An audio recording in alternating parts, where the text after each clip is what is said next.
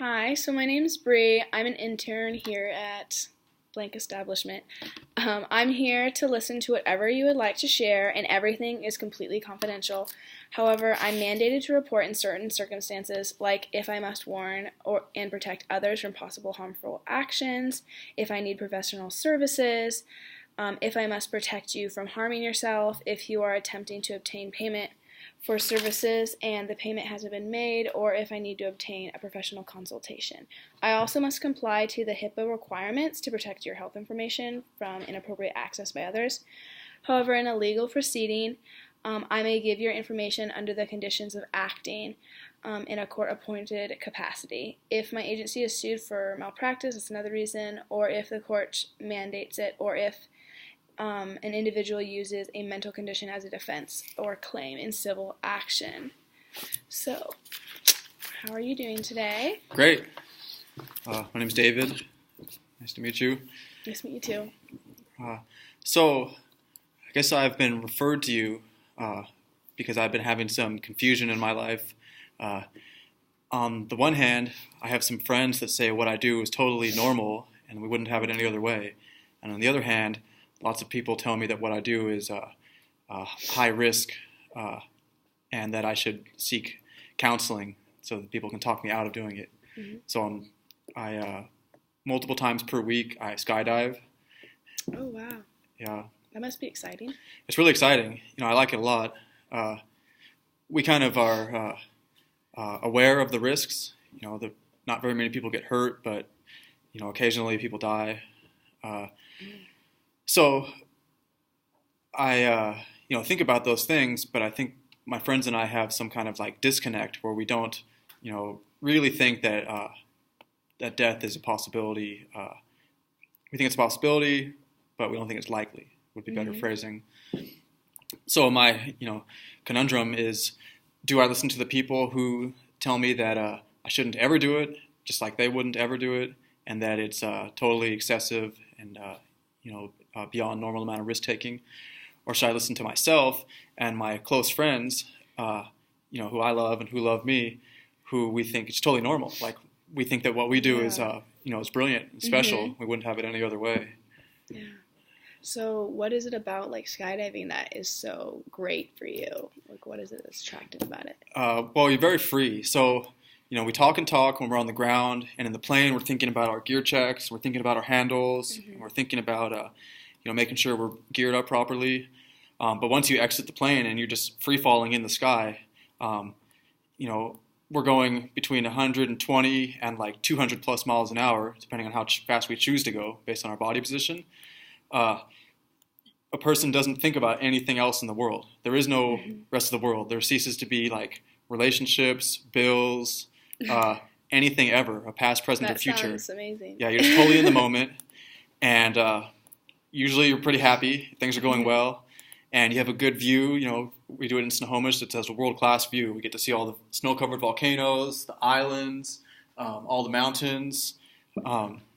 We use Mount Rainier and Mount Baker as like reference points for going south or north, and we're with our friends, and so we're like flying together, holding hands, or like you can hug in the sky. You can fly with a bunch of friends, and then you can land and talk about it. So, like the specialness of it, of like sharing something that's like social, plus it's rather intimate because you're always close. Mm-hmm. You can go up to a stranger or a male or a female and just grab them and be like, "You want to do a jump together?" And then a couple minutes later, you'll be like, faces 5 inches apart, like going super fast through the sky, and you're making a friend, effectively. That sounds like a huge adrenaline rush. Well, the people that are licensed that do it a lot, we don't really get adrenaline rush. Oh, really? Yeah, if I got an adrenaline rush skydiving, I wouldn't do it because I'd be too scared. Oh. So I don't get a rush. I get a sensation that it's really neat and that it's enjoyable and that it's challenging because learning like advanced technique for flying your body is really challenging. It's like learning a new sport, except, it's really just learning a new sport to us.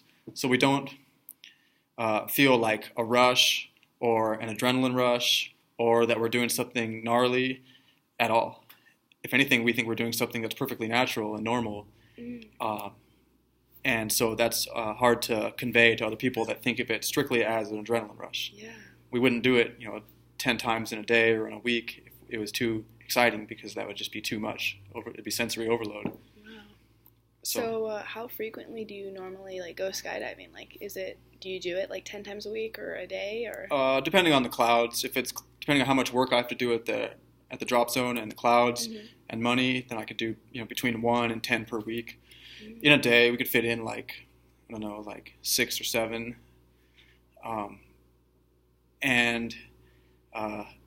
So I like it a lot, but I take some flack from, people in the world that think what I'm doing is bad because it's dangerous. So I don't really try to convince them otherwise. I try to say just the positive things, that it's so special and that you build such a strong bond with your friends. Yeah. But they seem to not understand that it seems worthwhile to us. Mm-hmm. So who mainly is saying negative things about skydiving to you? Random people or people you know? Yeah, both. They will say that it's high risk because you're falling through the sky and then you're landing with a parachute and there's so many different things that can go wrong. And they say that it's just not worth the risk at all because all that enjoyment is just leading towards death. But we look at it statistically. Out of the 3.5 million skydives per year that people make in America, there's 24 deaths. So that's a very, very low statistical number. And we don't necessarily consider ourselves getting addicted, even though people will refer to it as an addiction. But we can't see, life without free fall and without, parachute flight. And then people get totally turned off whenever I tell them anything wrong that happens. It goes wrong, like the dangerous stuff. I talk about how special it is because the view and how like pretty the scenery is of all the rivers, and you get to see like city skylines, all the waterways of the Puget Sound, all the islands, like on every jump. We see all of that every time we fly up to 13,000 feet. And then, people get to believe that it's not ever worth it at all when we tell them like stories, which again, we normalize as like an everyday risk. Like if I've already done a whole free fall for a minute with friends and I'm flying my parachute back to the landing area and I'm at 2,000 feet and a small aircraft is flying directly at me on level. And so I think that's, not good, but there's so many things in life that are out of our control. It's like if that plane's going to hit me, nothing I can do about it except to have not skydived. But it's such an improbability that, something like that's going to happen that I just continue to do it. Mm-hmm. Or if we open at 13,000 feet and we're flying with a group of friends with just our parachutes and we're flying all the way back to the airport and like a jumbo jet flies under us, then we think maybe that was a bit of an extra risk because we just are flying a parachute in an area that's unregulated airspace, or it's uncontrolled airspace. It sounds like a really cool experience, though. Yeah. And I'm glad that we got to talk about it together. Yeah.